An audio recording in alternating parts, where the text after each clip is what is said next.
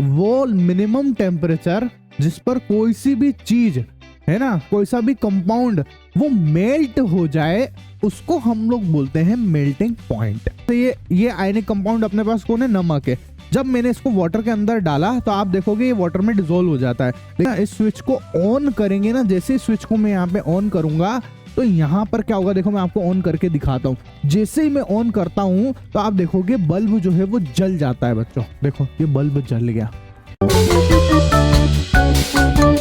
तो कौन कौन सी प्रॉपर्टीज होती है चलो देखते हैं। ठीक है, हमारे पास में भैया यहाँ पर 4 प्रॉपर्टीज नजर आ रही है। सबसे पहले नंबर की फिजिकल नेचर, सेकेंड नंबर पे melting and boiling points, third number पे सॉल्युबिलिटी और चौथे नंबर पे बच्चों कंडक्शन ऑफ इलेक्ट्रिसिटी। ठीक है, तो इनमें से किसका क्या क्या मतलब होता है चलो समझते हैं अब अपन लोग, है ना। तो सबसे पहले समझते हैं बच्चों फिजिकल नेचर को। ठीक है, तो देखो फिजिकल नेचर क्या होता है, पढ़ना आप आराम से पढ़ना, बहुत इजी है। ठीक है, क्या बोला, ionic compounds are solid and somewhat hard because of the strong force of attraction between the positive and negative ion।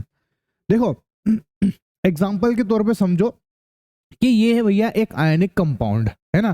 For example ये है नमक। कौन है ये आपके सामने, ये नमक है बच्चों, नमक का डल्ला है ये, है ना। नमक समझ रहे हो ना, सॉलिड फॉर्म ऑफ नमक है, सॉल्ट है। ठीक है, तो यहाँ पर है ना, ये जो नमक है ना ये एक आयनिक कंपाउंड है बच्चों। ठीक है, और ये हमको दिख भी रहा है कि स्ट्रॉन्ग होता है, सॉलिड होता है ना। ऐसा इसलिए बच्चों क्योंकि इसके जो आयंस होते हैं कौन कौन से, Na+ और Cl-, उनके बीच में स्ट्रॉन्ग फोर्स ऑफ अट्रैक्शन होता है। इनके बीच में ना, इसके जो आयंस है ना, इनके बीच में जो अट्रैक्शन है वो बहुत अच्छा होता है। मैं दिखाता हूं, देखो आपको इनका आयन दिखा, आपको ये आयंस होते हैं इसके अंदर। देखो आप Na+, Cl-, Na+, Cl-, इस तरीके से पूरे में जो है यहाँ पर आयंस बिछे हुए हैं बच्चों। यहाँ पर पूरे में आयंस से ही बना हुआ रहता है। ठीक है, अब आप देखो यहाँ पर हर एक Na+ से Cl- जुड़ा हुआ है। देख लो, आप देख लो, Cl- Na+, Cl- Na+, Cl- Na+, Cl-, इस तरीके से पूरे में जुड़ा हुआ होता है। पूरा ढेर सारे, बहुत सारे होते हैं। ये तो आपको समझाने के लिए मैंने कुछ यहाँ पर बना दिए हैं। ठीक है, तो इन आयंस के बीच में स्ट्रॉन्ग फोर्स ऑफ अट्रैक्शन होता है, जिसकी वजह से जो है ये स्ट्रॉन्ग होते हैं, मतलब ये ना सॉलिड्स होते हैं, और ये जो हार्ड होता है बच्चों ये। ठीक है, ऐसा यहां तक की बात समझ में। अब सुनो, this compounds are generally brittle and break into pieces when pressure is applied.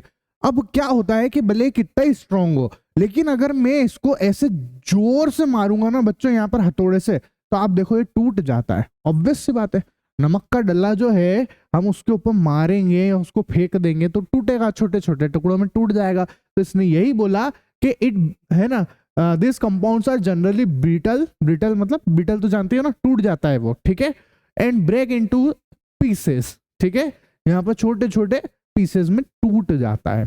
कोई दिक्कत है किसी को नहीं, ये फिजिकल नेचर होता है इसका, है ना। इसके बाद आता है बच्चों मेल्टिंग एंड बॉइलिंग पॉइंट्स। तो इन आयनिक जो कंपाउंड है इसके मेल्टिंग एंड बॉइलिंग पॉइंट को समझते हैं। अब आप बताओ मेल्टिंग पॉइंट किसको बोलते हैं। मेल्टिंग पॉइंट का मतलब होता है वो मिनिमम टेम्परेचर जिस पर कोई सी भी चीज, है ना, कोई सा भी कंपाउंड वो मेल्ट हो जाए, उसको हम लोग बोलते हैं मेल्टिंग पॉइंट। ठीक है, आया समझ में। तो मेल्टिंग पॉइंट पढ़ा आप, क्या लिखा, ionic compounds have high melting points. ठीक है, तो आयनिक कंपाउंड्स के मेल्टिंग पॉइंट्स जो है वो ज्यादा होते हैं, हाई होते हैं। एंड बॉइलिंग पॉइंट्स मतलब इनके मेल्टिंग और बॉइलिंग पॉइंट्स जो है वो ज्यादा होते हैं बच्चों। ठीक है, this is because a considerable amount of energy is required to break the strong inter ionic attraction. ऐसा इसलिए होता है, इनके मेल्टिंग पॉइंट और बॉइलिंग पॉइंट इसलिए ज्यादा होते हैं बच्चों क्योंकि है ना, इनको जो इनके जो मैंने अभी आपको बताया ना, ये जो आयनिक कंपाउंड होते हैं इनके अंदर होते हैं आयंस, और उन आयंस के अंदर जो है फोर्स ऑफ अट्रैक्शन होता है, और उस फोर्स ऑफ अट्रैक्शन को तोड़ने के लिए हमको ज्यादा एनर्जी देनी पड़ती है, ज्यादा जलाना पड़ता है इनको, है ना। यहाँ पर हीट ज्यादा देनी पड़ती है, इसकी वजह टेम्परेचर ज्यादा देना पड़ेगा, तो इसकी वजह से जो है वो मेल्टिंग पॉइंट और बॉइलिंग पॉइंट वो भी ज्यादा हो जाएंगे। सिंपल सा कॉन्सेप्ट है। ठीक है, कुछ एग्जाम्पल लिख रखे हैं आपको, यहाँ पे पढ़ लो आप। NaCl का जो मेल्टिंग पॉइंट है वो 1074 है ना। बॉइलिंग पॉइंट जो है वो 1686 है। ये एक सेकंड में ना इसको यहाँ पर यहाँ लिख लेना आप, आयोनिक कंपाउंड, ठीक है, आयनिक कंपाउंड। और ये है मेल्टिंग पॉइंट और ये है बच्चों बॉइलिंग पॉइंट, ठीक है, ये मेल्टिंग पॉइंट से और बॉइलिंग पॉइंट से, ठीक। वैसे इस टेबल को याद करने की जरूरत नहीं है, कभी कुछ क्वेश्चन वगैरह में आता भी है तो वो तो खुद ही दे देते हैं अपने को, तो इसको याद करने की जरूरत नहीं है, ठीक है, ऐसा।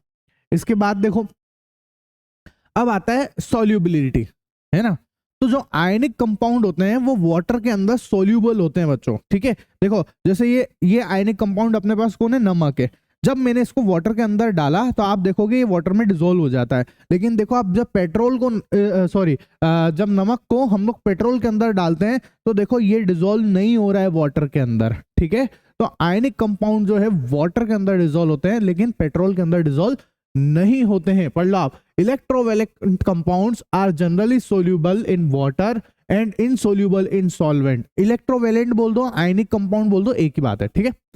तो अब सुनो, in water and insoluble in solvent such as kerosene and petrol, ठीक है। तो केरोसिन और पेट्रोल में जो है ये नहीं घुलते हैं, कोई दिक्कत नहीं।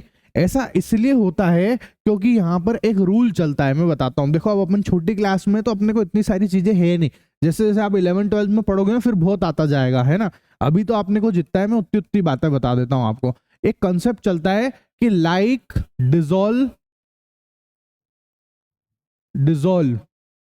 लाइक, ठीक है, लाइक डिसॉल्व लाइक। इसका मतलब क्या होता है वो बताता हूं आपको। देखो इसका मतलब ये है कि जैसे हमारे पास में कौन था, नमक, है ना, नमक। ये नमक जो है दो आयनों से मिलकर बना हुआ है, Na+ और Cl-, इतना तो हमको पता ही है। और किस में घोल रहे हैं हम लोग, पानी में, वाटर के अंदर। तो ये जो वाटर है H2O है, ये दो आयनों से मिलकर बना हुआ है ना। तो देखो बात समझना मेरी, इसमें भी आयन्स है, इसमें भी आयन्स है ना। तो ये दोनों ही आयनिक कंपाउंड है। कैसे ये दोनों के दोनों, ये दोनों के दोनों जो है आयनिक कंपाउंड है बच्चों, ठीक है ना, दोनों आयनिक कंपाउंड है। तो ये दोनों लाइक है ना, एक जैसे हैं दोनों, इसलिए एक जैसी चीजें एक जैसी चीजों में, एक जैसी चीजों के साथ में घुल जाती है। आई समझ में बात, दोनों ही आयनिक कंपाउंड है। लेकिन यहाँ पर जो केरोसिन, पेट्रोल, ये जो होते हैं ना बच्चों, ये आयनिक कंपाउंड नहीं होते हैं, इसलिए इसमें नहीं घुलते हैं। आया समझ में, बस इतना सिंपल सा कॉन्सेप्ट है। अभी के लिए अपने अपने अपने लेवल पे इतनी ही बात करेंगे अपन, ठीक है ना। ऐसा तो आप चाहो तो ये बात लिख लेना, है ना। इसके बाद आता है कंडक्शन ऑफ इलेक्ट्रिसिटी, ठीक है। अब कंडक्शन ऑफ इलेक्ट्रिसिटी क्या है, ध्यान से समझना मेरी बात को, ठीक है। अब हम लोग समझते हैं बच्चों कंडक्शन ऑफ इलेक्ट्रिसिटी। तो देखो ये जो आयनिक कंपाउंड होते हैं, फॉर एग्जांपल नमक, है ना।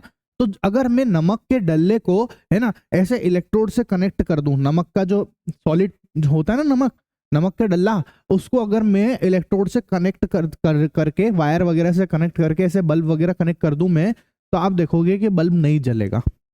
लेकिन अगर मैं क्या करूं, उस नमक को जो है उसको इसको पानी में घोल दूं, मतलब मैं नमक को, है ना, और उससे मैं बना लूं सॉल्ट सॉल्यूशन। अब सॉल्ट सॉल्यूशन और कुछ नहीं है, नमक को आपने पानी में घोल दिया, ठीक है, बस इसी को। तो एक बीकर में मैंने क्या करा, नमक को पानी के अंदर घोल दिया है, ठीक है। अब मैंने क्या करा, दो इलेक्ट्रोड इसके अंदर लगा दिए। इस वाले इलेक्ट्रोड को एनोड नाम दे दिया, इस वाले को कैथोड नाम दे दिया। यहाँ पे एक बैटरी कनेक्ट कर दी वायर के थ्रू, और बल्ब कनेक्ट कर दिया, और एक स्विच कनेक्ट कर रखा है, स्विच लगा रखा है यहाँ पे, ठीक है। तो देखो क्या होगा, जब हम, है ना, इस स्विच को ऑन करेंगे ना, जैसे स्विच को मैं यहाँ पे ऑन करूंगा तो यहाँ पर क्या होगा, देखो मैं आपको ऑन करके दिखाता हूँ। जैसे ही मैं ऑन करता हूँ तो आप देखोगे बल्ब जो है वो जल जाता है बच्चों। देखो ये बल्ब जल गया, मतलब क्या हुआ, ऐसा क्यों, देखो सॉलिड पार्टिकल्स जब था नमक का, है ना, जब नमक जो है वो सॉलिड फॉर्म में था, तब तो ये बल्ब नहीं जल रहा था। लेकिन जैसे ही मैंने इसको पानी में घोला, ये बल्ब जल गया है। ऐसा इसलिए होता है बच्चों क्योंकि जो पानी है ना, उस पानी वाले में, मतलब जो नमक का पानी होता है उसके अंदर, भैया देखो आयंस तो सब दूर होते हैं, सॉलिड के अंदर भी आयंस होते हैं, मैं आपको दिखाई चुका हूं, है ना। तो आयंस तो सब दूर होते हैं, पर क्या होता है कि लिक्विड फॉर्म में जब हम इसको पानी में घोलते हैं तो ये आयंस जो है थोड़े से फ्री हो जाते हैं, है ना। और फिर जैसे ही हम क्या करते हैं कि हम यहाँ पर जो है इसको इलेक्ट्रिसिटी देते हैं ना, तो इलेक्ट्रिसिटी देने की वजह से क्या होता है कि भैया यहाँ पर जो है अट्रैक्शन होता है, जैसे प्लस वाला जो है ना इस Cl माइनस को अट्रैक्ट कर लेता है, देखो प्लस वाला माइनस वाले को अट्रैक्ट कर लेता है और ये उधर माइनस वाला जो है वो प्लस वाले को अट्रैक्ट कर लेता है और यहाँ पर जो है इलेक्ट्रिसिटी फ्लो होने लग जाती है, काम चालू हो जाता है भैया, बल्ब जल जाता है अपने को यहाँ पे, ठीक है। तो जो चीज मैंने आपको समझाई वो आपको यहाँ पर मैंने सारा लिख के भी दे रखा है। देखो ये जैसे सॉलिड वाला है तो इसके अंदर आयंस जो है वो बंधे हुए हैं, है ना, ये ऐसे फ्री मूव नहीं कर रहे थे जैसे अभी पीछे कर रहे थे, ठीक है। आया समझ में कंडक्शन ऑफ इलेक्ट्रिसिटी क्या चीज है, ठीक है। सिंपल सा है, छोटी सी बात है। सॉल्ट सॉल्यूशन जो है वो इलेक्ट्रिसिटी का कंडक्शन करता है, ठीक है, लेकिन जो हमारा डायरेक्ट सोल्ट है ना, जो सॉलिड फॉर्म का है वो नहीं करता है। ऐसा क्यों आपसे पूछा जाए तो आप आंसर लिख देना कि भैया जो सॉल्ट सॉल्यूशन है उसके अंदर जो आयंस होते हैं वो फ्रीली मूव करते हैं, जिसकी वजह से भैया वो इलेक्ट्रिसिटी का कंडक्शन हो जाता है। लेकिन जो सॉलिड फॉर्म होता है उसमें आयंस फ्रीली मूव नहीं करते हैं तो वो इलेक्ट्रिसिटी का कंडक्शन भी नहीं करते हैं। खत्म काम, बस इतना सा है, ठीक है। और ये सब चीजें मैंने यहाँ लिख भी रखी है आपके लिए, कोई दिक्कत हो किसी को तो बोलो। नहीं